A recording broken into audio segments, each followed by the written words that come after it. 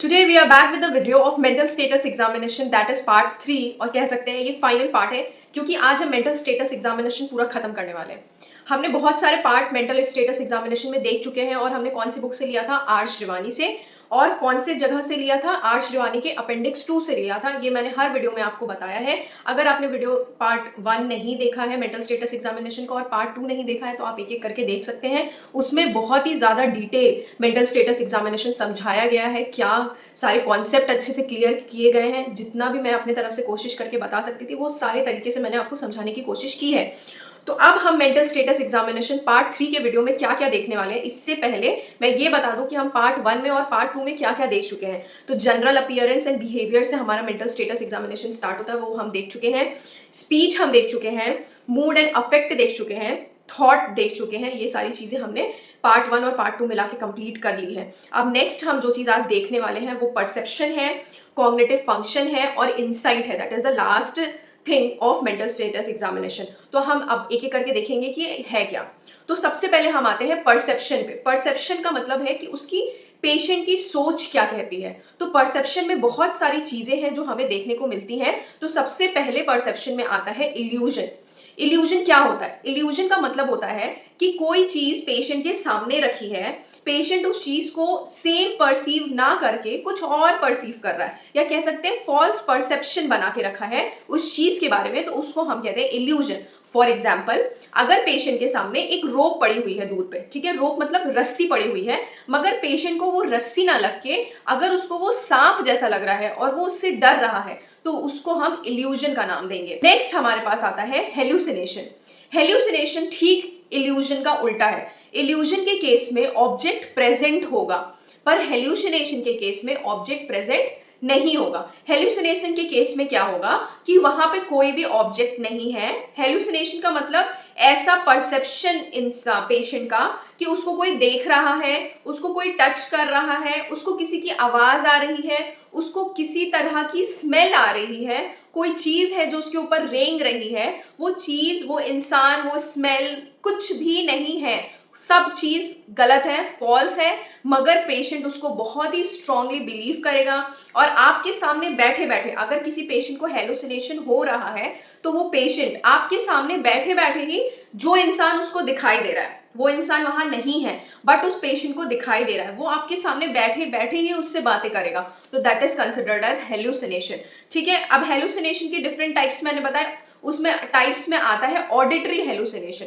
Auditory hallucination का मतलब क्या होता है कि पेशेंट को कुछ ऐसी आवाजें आ रही हैं जो और किसी को नहीं आ रही हैं। तो तुम पेशेंट से कैसे पूछोगे रिगार्डिंग मेंटल स्टेटस एग्जामिनेशन, मान लो ले रहे हो, तो तुम उससे ऐसा क्या पूछोगे कि वो हेल्यूसिनेशन का जवाब देगा? तुम उससे पूछोगे, क्या आपको ऐसा कुछ सुनाई देता है जो किसी और को सुनाई नहीं देता? तो पेशेंट बताएगा हाँ या नहीं। उसको ये चीज पता होगा क्योंकि जाहिर सी बात है, जब पेशेंट को कोई चीज सुनाई दे रही है तो वो जाके अपने फैमिली मेंबर्स से बताएगा कि देखो ऐसी आवाज आ रही है। तो फैमिली मेंबर्स क्या बोलेंगे? नहीं, ऐसी कोई आवाज नहीं आ रही, ऐसी कोई आवाज हमें नहीं सुनाई दे रही।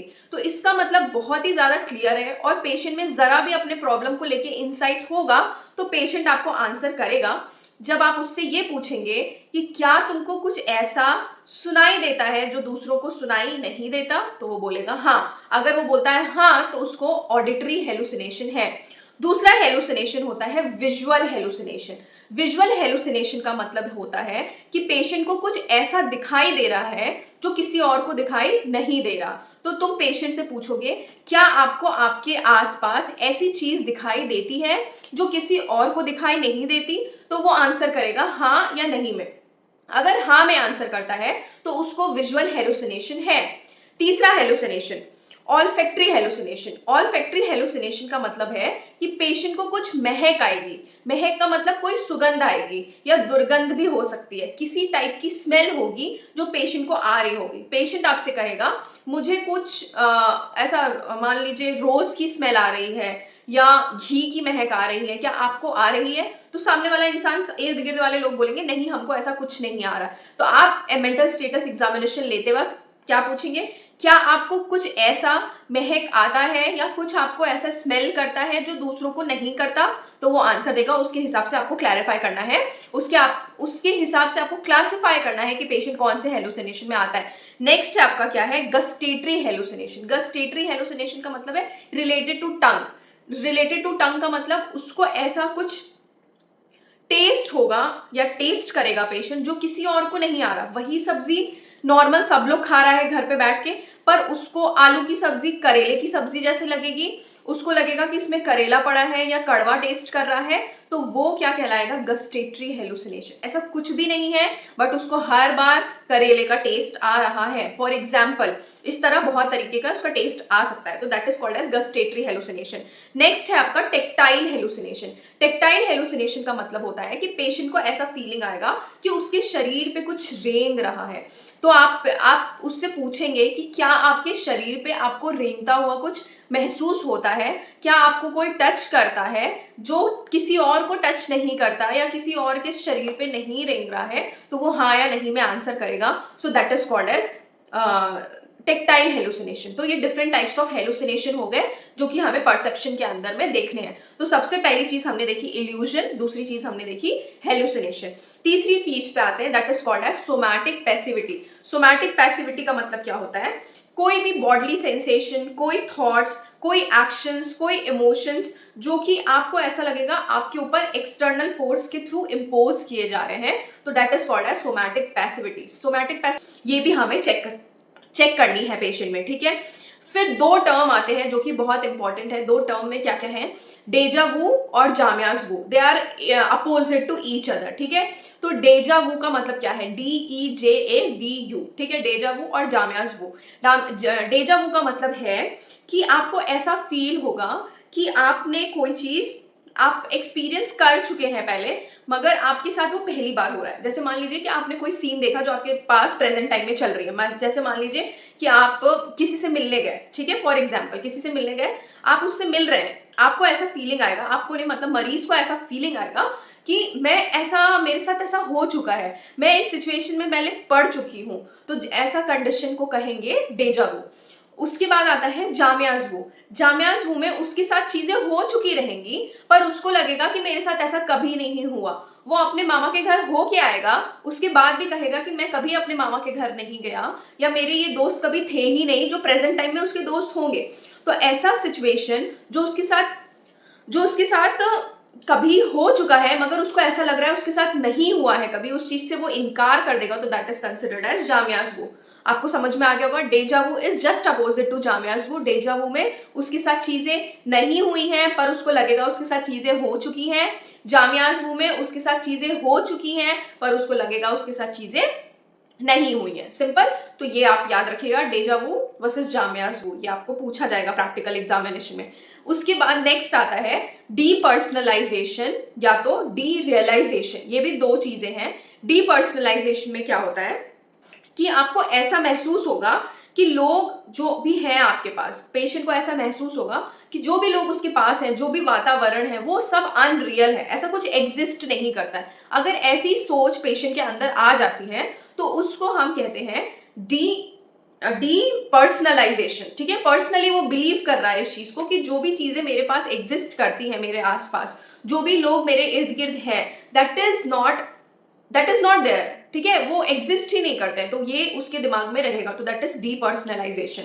उसका ठीक अपोजिट है डी रियलाइजेशन। डी रियलाइजेशन के केस में क्या होगा, पेशेंट विल फील डिटैच्ड, उसके इर्द गिर्द जो भी लोग हैं, जो भी चीजें हैं, उससे वो डिटैच्ड फील करेगा, उससे वो डिसकनेक्टेड फील करेगा। ऐसा कौन से केसेस में हम देख सकते हैं, एंजाइटी के केस में देख सकते हैं पेशेंट के अंदर, या अगर पेशेंट को डिप्रेशन है तो उस केस में भी हम ये देख सकते हैं।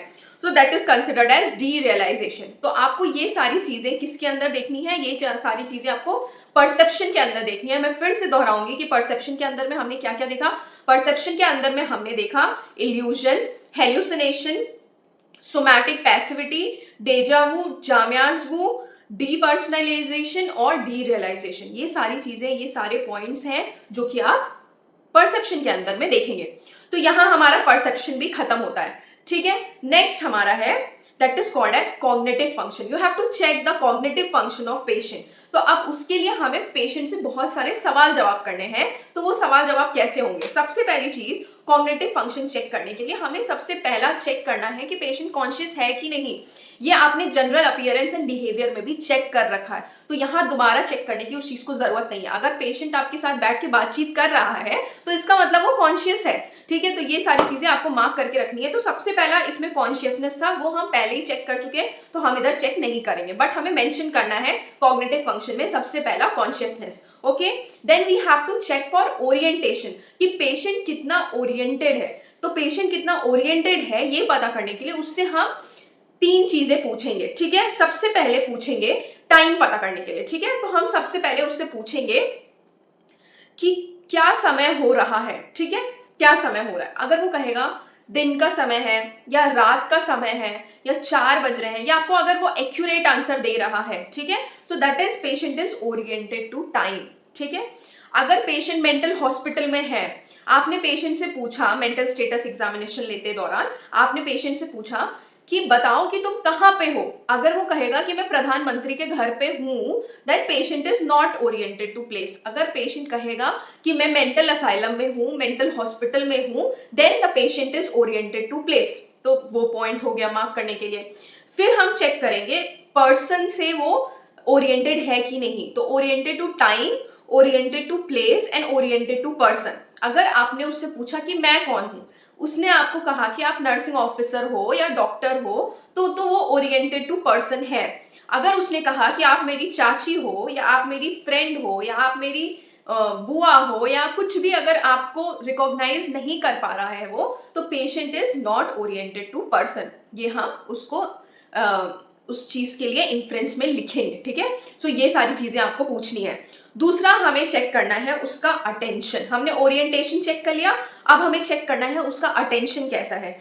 तो अटेंशन को चेक करने के लिए देखना है कि पेशेंट ऐसा सुस्त तो नहीं पड़ा है, उसका अटेंशन कैसा है। इस चीज को चेक करने के लिए हम उससे बोलेंगे कि तुम गिनती गिनो, ठीक है। 1 to 10 उससे गिनवाएंगे या 1 to 20 उससे गिनवाएंगे। फिर उसको बोलेंगे कि तुम 20 से लेके 1 तक दोबारा गिनो। अगर वो बिना किसी हिंड्रेंस के पूरा गिन के आपको अच्छे से बताएगा, तो मतलब पेशेंट का अटेंशन अच्छा है, वो अच्छे से बता रहा है आंसर। तो इससे आप जज करेंगे कि पेशेंट अटेंटिव है। So that is coming under attention.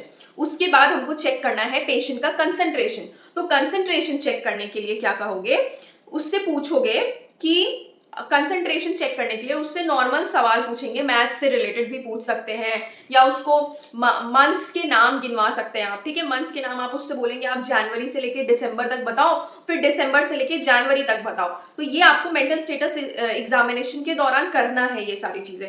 तो अगर वो आपको सारी चीजें अच्छे से बता देता है, तो इसका मतलब वो कंसंट्रेटेड है, पेशेंट का कंसंट्रेशन अच्छा है। तो इस तरीके से आप कंसंट्रेशन चेक कर लिए। नेक्स्ट आता है पेशेंट की मेमोरी चेक करना। पेशेंट की मेमोरी चेक करने के लिए क्या क्या चीजें हैं, पेशेंट में आता है इमीडिएट मेमोरी। 3 तरीके की मेमोरी होती है। पहली होती है इमीडिएट मेमोरी, रीसेंट मेमोरी और रिमोट मेमोरी, ठीक है। तो सबसे पहला है इमीडिएट मेमोरी। इमीडिएट मेमोरी में तुरंत आप उससे वही सवाल पूछ सकते हैं। जैसे मान लो अगर आपने उससे पूछा कि आपने तुरंत, आपके हाथ में जो एप्पल है उसका कलर क्या था, आपने जो एप्पल लिया था उसका कलर क्या था, वो उसने बताया कि रेड था, तो दैट इज इमीडिएट मेमोरी में आएगा, ठीक है। या उससे नॉर्मल क्वेश्चंस पूछ सकते हैं 100 - 7, उसका जो आंसर दिया तो दैट इज इमीडिएट मेमोरी में आएगा। दूसरी चीज रीसेंट मेमोरी। रीसेंट मेमोरी में तुम उससे पूछोगे कल रात में आपने क्या खाना खाया था, ठीक है, या कल आपने कौन से कपड़े पहने थे, ठीक है, कल दिवाली पार्टी में आपके घर कौन कौन आया था। तो ये सारी चीजें अगर उसने बता दी तो that is considered as recent memory, उसकी अच्छी है, ठीक है। उसके बाद या रीसेंट मेमोरी में तुम उसको एक चीज और कर सकते हैं, जैसे कि हम उसको 3 चीजें दिखाएंगे। जैसे हमने उसको बोला कि तुम्हारे पास ये पेन है, फिर तुम्हारे पास मान लो कि ये रिंग है और ये वॉच है। तुमने ये 3 चीजें तुमने पेशेंट को दिखाई, उसके बाद तुमने हाइड कर ली। हाइड करने के बाद जब तुम पूछोगे कि अभी आपको मैंने क्या क्या चीजें दिखाई थी, तो वो अगर वो आंसर कर देगा तो उसका रीसेंट मेमोरी अच्छा है, अगर आंसर नहीं कर पाया तो recent memory is not good, तो that is coming under recent memory. उसके बाद आते हैं रिमोट मेमोरी में। तो रिमोट मेमोरी कैसे पता करेंगे, वो बहुत पीछे वाली मेमोरी होता है। तुम मुझसे पूछोगे कि आपके चाइल्डहुड के टाइम पे आपके बायोलॉजी टीचर का नाम क्या था, या आपको अपने चाइल्डहुड के टाइम पे लोग क्या कह के बुलाते थे, या आपके चाइल्डहुड के टाइम पे, या बहुत कुछ भी चीजें पूछ सकते हो जो उसका पुराना रिलेटेड हो, बहुत टाइम हो चुका हो, कुछ साल बीत चुके हो, तो that is coming under remote memory. तो ये सारी चीजें आप मेमोरी के अंदर पूछोगे। नेक्स्ट आता है पेशेंट का इंटेलिजेंस चेक करना है। तो पेशेंट का इंटेलिजेंस कैसे चेक करोगे, पेशेंट को कुछ जनरल इंफॉर्मेशन पूछोगे, जीके पूछोगे, या पूछोगे देश का प्रधानमंत्री कौन है, ठीक है, अभी प्याज का रेट क्या चल रहा है, आलू का रेट क्या चल रहा है, ठीक है, फाइनेंस मिनिस्टर कौन है, या उसके फील्ड से रिलेटेड कुछ जनरल इंफॉर्मेशन पूछो। अगर पेशेंट जो है, कभी कभार क्या होता है, हम देखते हैं बहुत सारे पढ़े लिखे लोग जो होते हैं वो मेंटल असाइलम में होते हैं, वो अपने स्टार्टिंग स्टेज में पुलिस रह चुके हैं, वो अपने स्टार्टिंग स्टेजेस में नर्स रह चुके हैं, डॉक्टर रह चुके हैं, तो अच्छे अच्छे प्रोफेशन से लोग रहते हैं, तो उनके प्रोफेशन से रिलेटेड कुछ जनरल इंफॉर्मेशन आप पूछ सकते हैं। तो इससे आप उनका इंटेलिजेंस को जज करोगे। ओके, देन उसके बाद अरिथमेटिक एबिलिटी। अरिथमेटिक एबिलिटी कैसे चेक करोगे, वापस से उसको कोई सब्सट्रैक्शन, मल्टीप्लिकेशन, डिविजन छोटा मोटा देके उसका अरिथमेटिक एबिलिटी को चेक करेंगे।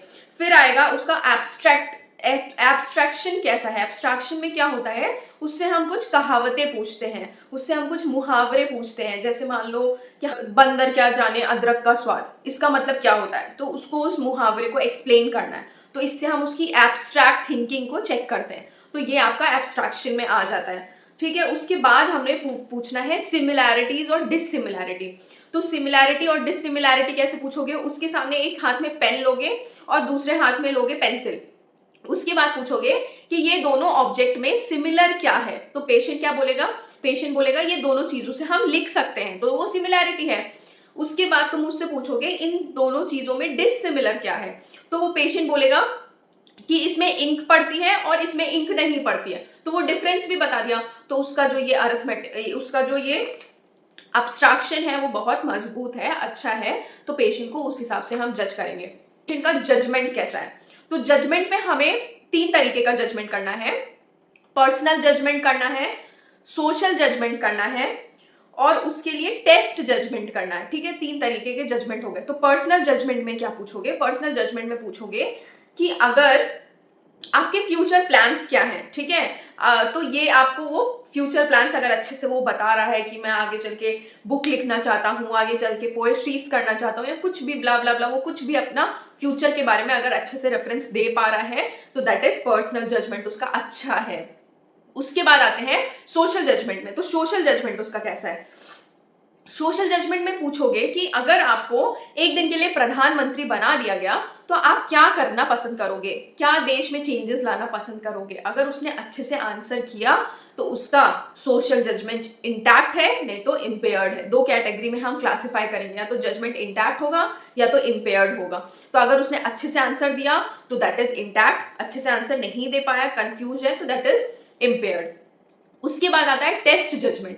टेस्ट जजमेंट हम कैसे पता करेंगे कि हम उसको एक सिचुएशन देंगे, हम उससे बोलेंगे कि मान लो कि तुम रास्ते के उस पार खड़े हो और रास्ते के इस पार एक छोटा डॉगी है या कोई बूढ़ा व्यक्ति है, वो रास्ता पार करने की कोशिश कर रहा है पर कर नहीं पा रहा क्योंकि बहुत तेज गाड़ियां आ रही हैं, तो तुम उस सिचुएशन में क्या करोगे। अगर उसने उस सिचुएशन को अच्छे से टैकल किया तो that is intact test judgement है, अगर टैकल नहीं कर पाया तो इम्पेयर टेस्ट जजमेंट है। ये आपको अपने दिमाग में क्लियर रखना है, और ऐसे ही पेशेंट को दिमाग भी अच्छे से जानने की कोशिश करनी है। That is what mental status examination. तो ये हमारे सारे टेस्ट सीरीज खत्म हो गई कि इसके अंदर क्या क्या चीजें आती हैं। लास्ट हमारा बचता है इनसाइट। इनसाइट का मतलब होता है 7th नंबर पे आता है इनसाइट। तो इनसाइट का मतलब क्या होता है कि पेशेंट अपनी डिजीज कंडीशन के बारे में कितना जानता है, तो उसके अकॉर्डिंग हम पेशेंट को नंबर्स देते हैं, ठीक है।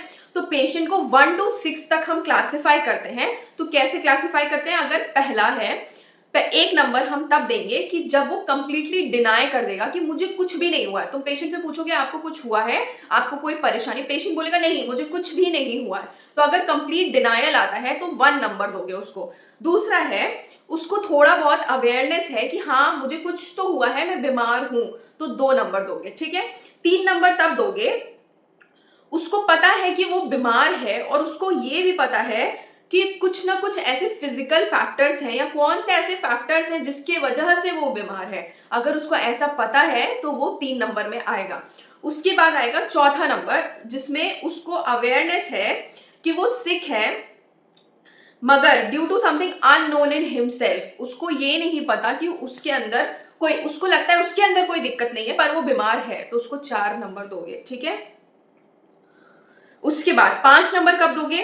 इंटेलेक्चुअल इंसाइट, मतलब उसका इंसाइट अच्छा है, उसको पता है कि वो बीमार है।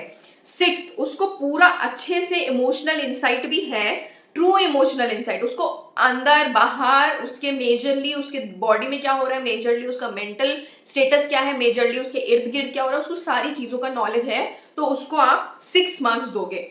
तो that is coming under insight. Mental status examination की मैंने पूरे वीडियोस कंप्लीट कर लिए हैं, part 1, part 2 and part 3। Please उसे जाके देखिए क्योंकि वो बहुत ही मेहनत से बनाई गई वीडियो है। उसको मैंने डिटेल में हर एक चीज़ें बताई हैं, सारे टर्म्स को क्लियर किया है, और वो वीडियोस आपको ज़रूर पसंद आएगी अगर आप जेन्युइनली पढ़ाई करना चाहते हैं तो। ठीक है, तो आप में कोशिश करना कि तुम अपना पेन और पेपर या अपने नोट्स कॉपी को साथ में रखना, ताकि आपके प्रैक्टिकल एग्जामिनेशन थ्योरी पोर्शन आपका बहुत ही अच्छे से जाए। और आप मेरे वीडियोस पे अगर नए हैं तो प्लीज़ मेरे चैनल को सब्सक्राइब करिए, और वीडियो अच्छी लगे तो अपने दोस्तों को, अपने स्टूडेंट्स को शेयर करिए और पढ़ाई उनकी ईजी बनाइए। Thank you.